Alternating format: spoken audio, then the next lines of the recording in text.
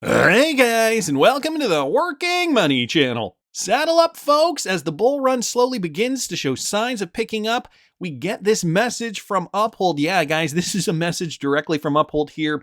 This crypto rodeo might just be getting started, and they retweeted out a tweet, framed tweet here from Dr. Martin Hisbach. Yeehaw, ride the liquidation horsey. And this was from 4 days ago, October the 21st, 2024. And what were we seeing then? Well, there was a bit of a downturn here for Bitcoin. Although, guys, I think what they're suggesting is that this trend is, well, I guess they're assuming 95% confirmed. We still do need to get up above that next higher high. But ultimately, I think you guys can see it on the chart here, Larry. Let me remove some of that. For the last 6 months or so, we have just been in this downward channel. And now you can see that shifting, okay? We are starting to make our way back up. Yesterday, I was talking about those higher lows, higher highs, instead of making these lower lows. So guys, this is all checking out. It is October. The fourth quarter generally is a bullish quarter. Right now, Bitcoin is trading in and around 67,800 per coin. And even when we zoom in here, you guys can see we are seeing a mix of red and green days. And even the red days, though, you know, even with these high liquidity events, we are seeing Bitcoin price manage to withstand a lot of those sell-offs. So that is denoted by these long wicks here. Yesterday was a fairly bullish day for Bitcoin. Today, still indecisive, but we're still hanging on, guys. 67,000 is, well, still very, very close to all-time high again. We do need to get up above this level in here, which is in and around 70,000 per coin. So that is that next psychological level. And I think once we do get up above that, one of two things are going to happen, and that is going to be either we blast through this with conviction and continue making new all-time highs, or we do come up and then we start to form a base against 70,000 before we continue to move up. In both cases, though, I guess I would say they would both be considered very bullish. Now, the rest of the crypto space, still kind of waiting for Bitcoin to do its thing. XRP still trading in and around 52.5 cents for one XRP. So we haven't really seen too much movement for that particular altcoin.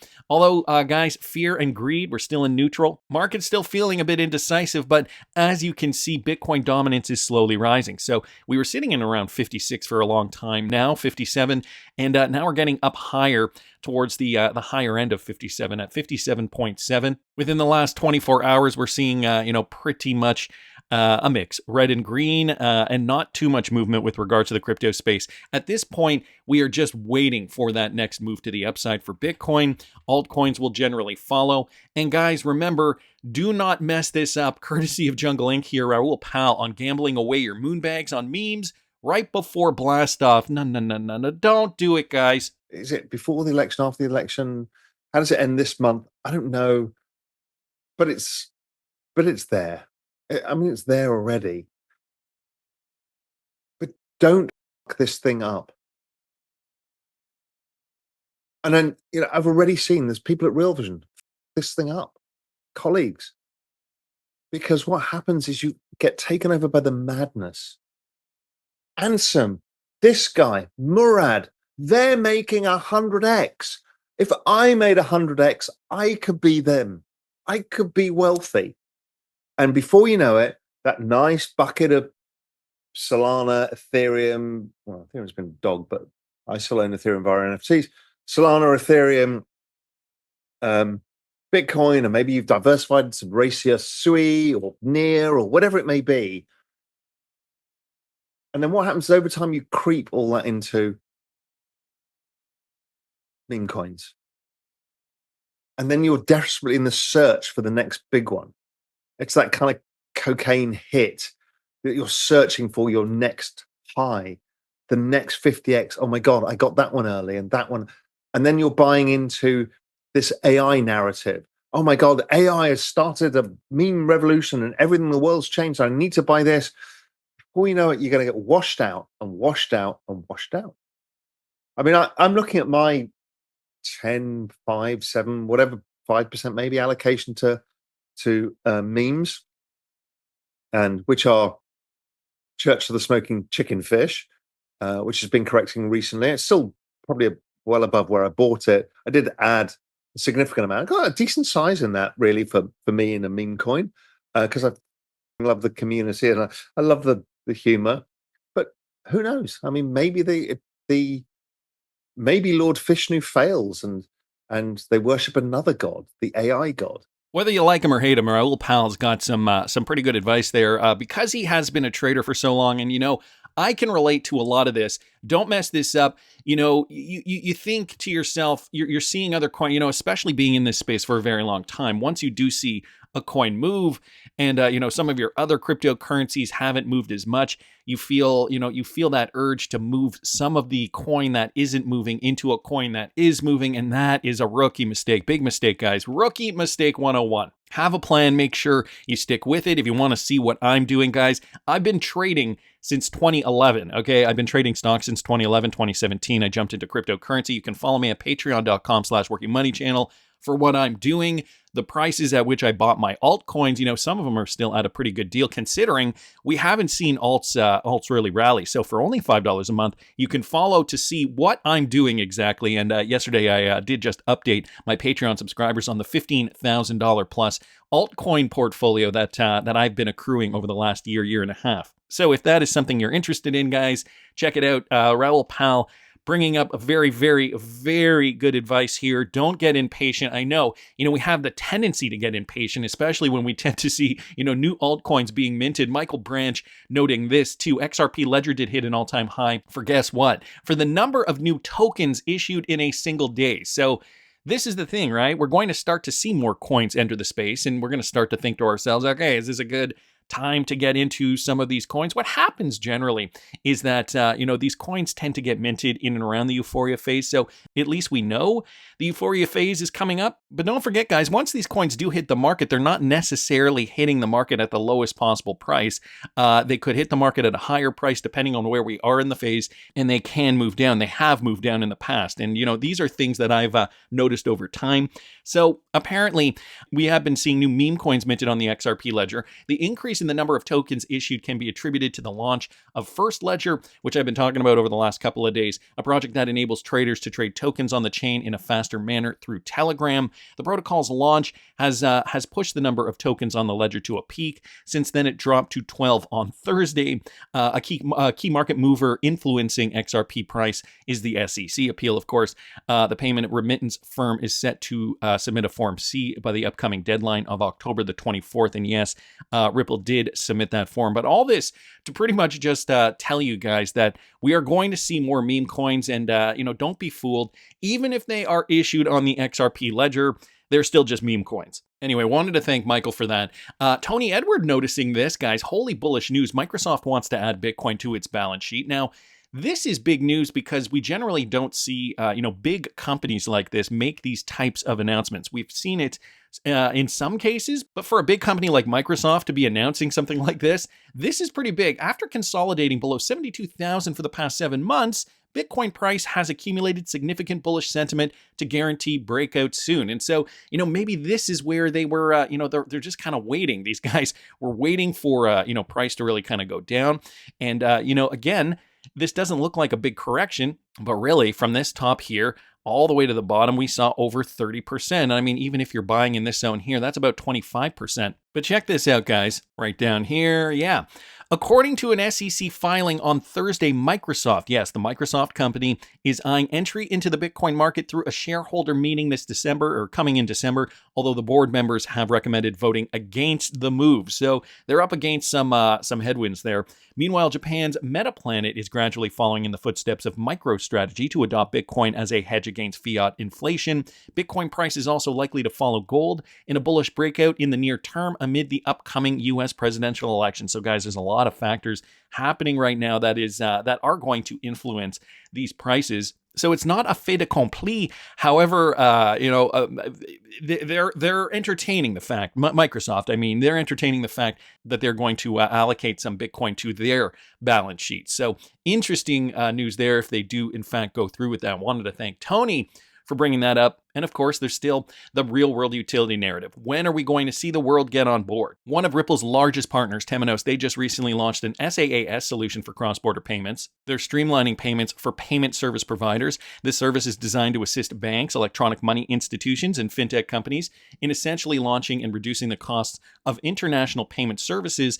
This service, known as Temos Cross-Border Payment Enterprise Service, is targeted at organizations either currently managing or planning to manage cross-border payment flows. And the initiative does align with G20's 2027 targets, which focuses on enhancing transaction speed, lowering costs, increasing transparency, and improving access to a variety of services. So, in particular, Ripple partner Temos, one of the larger Ripple partners, they are in line with the G20's 2027 targets. Of course, cross-border payments being a big pain point. So the new service supports organizations in meeting the G20's objectives, pre-configured and designed for swift implementation, and swift as in the adjective implementation. This can be especially beneficial for organizations operating legacy systems that include cross-border payments as part of their overall payment infrastructure. So, guys, we're going to see more implementation for DLT solutions, and Temos being the backbone there for G20 countries to implement this, to be able to hit their goals by 2027. So that is also very positive news here that we're seeing coming out of the Swift camp. But DLT can't do it alone. Well, I mean, technically it can do it alone, but in the United States, we're realizing the pain points are really circling around stablecoin issuance and stablecoin guidelines for regulations. U.S. Senator Bill Haggerty did introduce a new bill in Congress aiming to establish clear regulations and guidelines for stablecoins in the United States. This one courtesy of Bank XRP. Listen to this. The impact of this, though, actually gets back to the beginning of the story that you and I talked about. You think about the efforts that Vladimir Putin and these BRICS nations are undertaking to get around the United States as the reserve currency of the world. This will actually strengthen our posture as a reserve currency. It will increase demand, not only for U.S. treasuries, but also the stablecoins will increase demand for U.S. dollars on a global basis. We need the proper regulatory framework in place here in America. We need legal certainty. The Biden and Harris administration have done everything they can to destroy that sort of legal certainty. This will begin to chip away at the Democrats' war on cryptocurrency and put us back in the driver's seat when it comes to maintaining the reserve currency status that the dollar has enjoyed and should continue to enjoy. Yeah, and do you think we would see this kind of legislation from the current Securities and Exchange Commission chairman, or is this making Absolutely the assumption not. There's a new SEC chairman? That the assumption is very clear that this legislation will move it through, and this will be ripe for a new administration. In other words, we need to get rid of this clown and start fresh. From the Paul Barron Network, British Bloomberg is brutal. Listen to this, addressing Gary Gensler in an interview. Talking of disclosures, one disclosure from former President Trump is that he would fire you, ultimately. Unsurprising to you, I'm sure. So, Caroline, I'll let you go to your next question. A lot to get on with, and your term is what, until June 2026? But will it run until then? Many feel that perhaps not. Did you catch that? She basically just asked the same thing in a different way. Hilarious. Well, Gary, it looks like your days are numbered. You wanker. John Deaton did also come out commenting on Eleanor Turret's tweet here, a filing for appearance of amicus counsel in the Second Circuit rendition of SEC versus Ripple has just appeared on the docket. And as you guys can see here, John Deaton is the one representing. And John Deaton did come out with a lengthy tweet. Judge Torres, a lifelong Democratic judge who Senator Gillibrand fought on to get on the bench, appointed by Barack Obama, unequivocally ruled XRP itself is not a security, and sales of XRP on exchanges like Coinbase are legal. So let's put this into perspective. In fact, XRP is so legal, Chris Larson, who was personally sued by the SEC along with Brad Garlinghouse over personal sales of XRP, just donated millions of XRP to VP Kamala Harris through Coinbase, which is also being sued by the same rogue, out-of-control SEC led by an unethical, corrupt chairman in Gary Gensler. By the way, the SEC is suing Coinbase, alleging Coinbase's business model is illegal because it allows the transfer of tokens like XRP to others similar to the transfer of XRP made to the vice president of the U.S. Of course, 2 years prior to alleging Coinbase is running an illegal business, the same SEC, after learning the specifics surrounding Coinbase's business model, made a specific determination that accelerating Coinbase's IPO was, in fact, in the public's best interest. If the above doesn't make your head spin like the possessed girl in The Exorcist and prove just how backwards the current environment is in the U.S., I don't know what will. Judge Torres, She did cite to almost 4,000 XRP holder affidavits I submitted to the parties and cited my efforts in the library case in footnote 16 of her decision. I did all that work pro bono and I've never made a single dollar as a crypto attorney. Senator Warren literally mocked my pro bono work during the debate when I mentioned that I had worked for free trying to assist 75,000 token holders who had joined me, including 627 who live in Massachusetts. Well, she can laugh some more because I intend to continue representing them in this ridiculous appeal made by the SEC. And as you guys can see, as I mentioned before, John Deaton is representing these individuals. And I do urge you guys, if you do, I'm sure it's a small portion of my viewership. If you do live in Massachusetts and you are registered to vote, if you're not registered to vote, I do suggest you register and vote for John Deaton. I mean, we need a shakeup there in Washington. As Haggerty did say, it's going to need a new administration. And we did recently get this filing, guys. Yesterday, James K. Filan has confirmed the SEC has requested that the deadline for filing its principal brief be January the 15th, 2025. Jeremy Hogan down here saying it would be a true shame if the SEC slaves over and finishes the most awesome brief ever written on January the 15th, only to have the SEC chair changed by the new president on Inauguration Day. Could you imagine if Donald Trump came in and said, yeah, but we're shaking it up here. Gary Gensler has been fired. Sherry here saying, FYI, this is not the SEC asking for a delay. The date is within the 91 days that the court allows per the local rule 31.2. So this is just, talking about the logistics of the law. XRP Crypto Wolf commenting, they're trying to delay the inevitable again. Honestly, can't wait for Trump to fire Gary Gensler and withdraw the XRP case appeal. And I think, this is pretty much the sentiment in the space at this point. It would clear a lot more things up for us. Andrew's pointing out the SEC seems to have a lot to lose thanks to this cross appeal. So the other thing that I wanted to mention is that today, which was yesterday, Ripple did file a Form C listing the issues they plan to raise on our cross appeal. This coming from Stuart Alderati. He does say a few things to keep in mind as we move forward. The case is not about whether XRP in and of itself is a security, as I keep reiterating, as these guys here on Twitter, these XRP lawyers keep reiterating. XRP is uniquely situated as having clarity alongside Bitcoin in not being classified as a security. The SEC is not challenging that ruling, which stands as the law of the land. So guys, again, if you were concerned, XRP will, yes, it will move. Once the market moves, it's not going to be delisted again from exchanges, like we did see back in 2020 and 2021. And even though it was delisted on most U.S. exchanges, the small population in the United States that were trading XRP and global population still got XRP up 1,000%. So worst case scenario, I think, we could see if XRP did go up 1,000%. And again, this is a very conservative estimate because, we do have many more exchanges now listing XRP. Guess where the price would be, guys? $5.89. Yes, $5.89 if it did the exact same thing as it did back then. But again, this is a conservative estimate considering now there are many more exchanges listing XRP.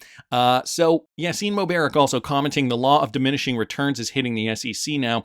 The first and most severe blow the SEC has inflicted on Ripple and XRP was back when they first filed the lawsuit in December of 2020. Ever since then, the hits, effects, both legally and psychologically, have been diminishing.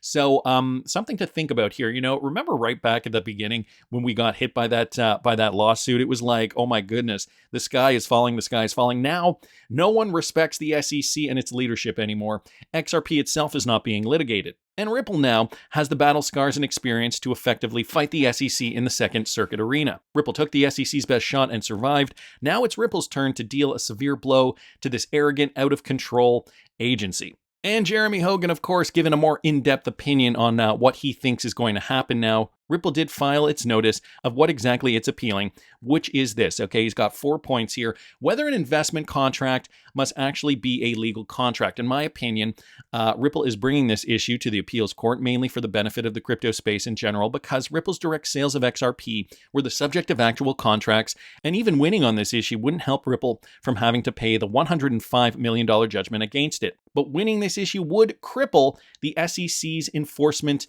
regime. So it's almost like they're doing this for the betterment of the crypto industry as a whole, as the crypto industry in the U.S. So that was the number one point. Number two, whether Ripple actually sold XRP as an investment contract at all. This allows Ripple to re-argue all of the basics of the Howey test. Number three, Ripple's fair notice defense is brought back to life. And number four, most interesting to me, Ripple appeals whether the injunction is specific enough when it basically says follow the law.